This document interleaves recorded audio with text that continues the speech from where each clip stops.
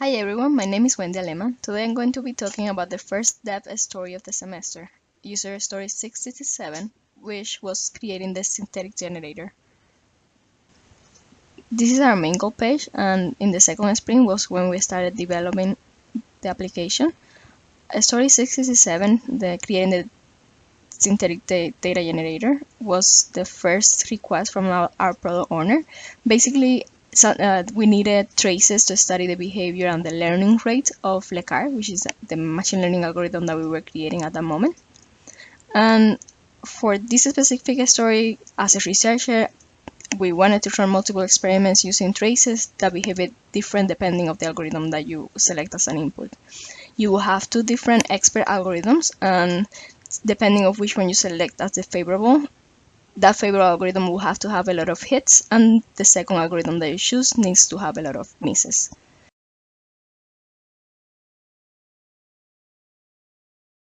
We had three main tasks. The first one was to save the properties of the experiment in the same file that the trace was.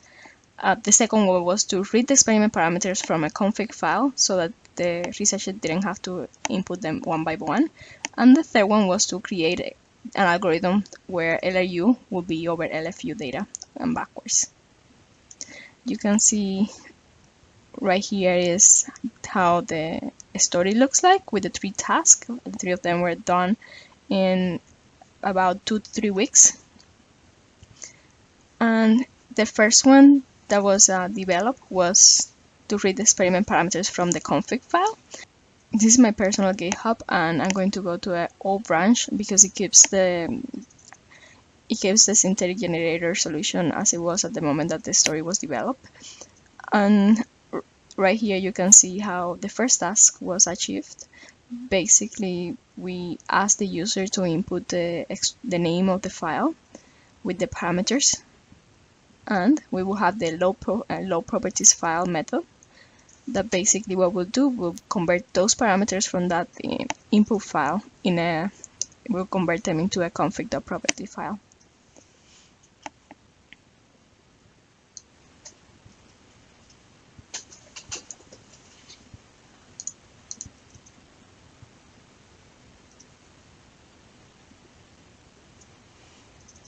We will need to save all the properties such as description, the experiment that is selected as the number one experiment, the second one, the size of the cache, how many shifts we need to create on the experiment, how long the size of the experiment is also. Okay. Since we needed to read the property for a file, the file selected was input file, which is inside the input folder. And inside the input folder, you also will see that we have a lot of experiments there. Basically, we have description, we have first experiment, second experiment, cache size, level noise, the amount of sequences that you will need, which is basically how long the trace is gonna be. And then you can see that inside the generator itself, we have these config.properties, which basically will be a file that parses all the information from the input file.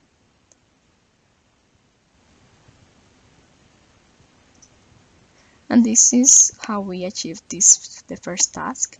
The second task was actually to create LRU over LFU data. And we needed to create synthetic data that performs better on LRU, the half time, and worse on LFU. And then it actually does the opposite. In order to do situations like this, I created these 6 different algorithms. Each of them would be basically where one algorithm performs well and the other one performs bad. Since we had 3 algorithms to work with, LRU, LFU, and ARC, basically that's why I have 6 algorithms, one for each combination of the two of them. And for this story, I basically center on the first case scenario that we have, which was LRU and LFU combination. And this one was simple because of the main difference that the two of them have. Basically, LRU won't keep the the frequency of the pages, and I use that in order to keep the two cache difference. I'm creating a hit on LRU, but only on pages that are not on LFU. Otherwise, I'm creating a miss for the two of them.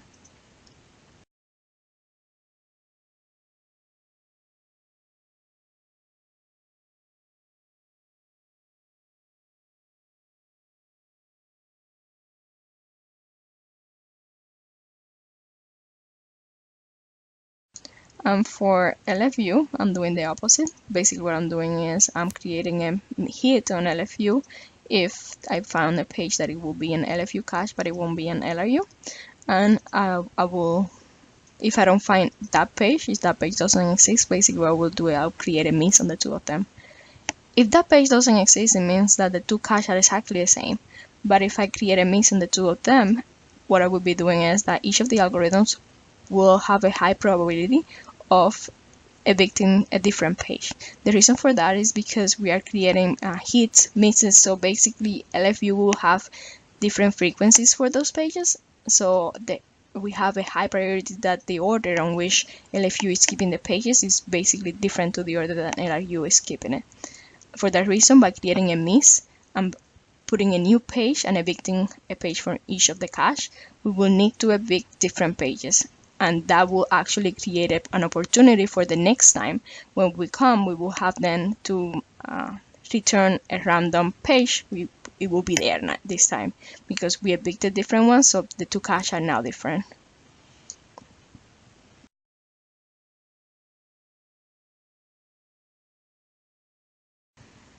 So that was everything that we needed to do for LRU and LFU differences.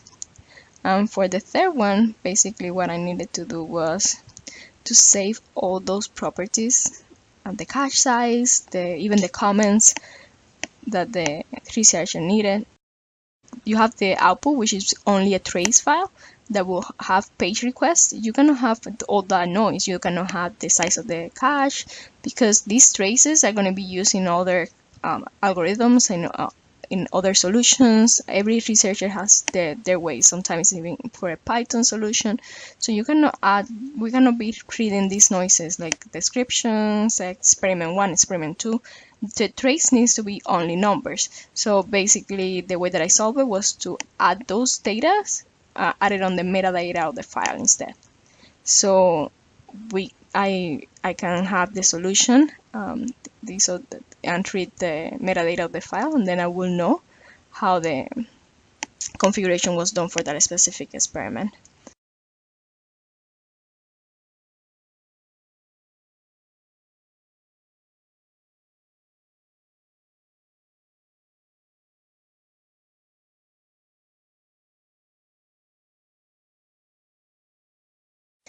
This picture is basically the results of the first week, and you can see here that the yellow area is when LRU is performing really well, and the blue area is when LFU is performing really well.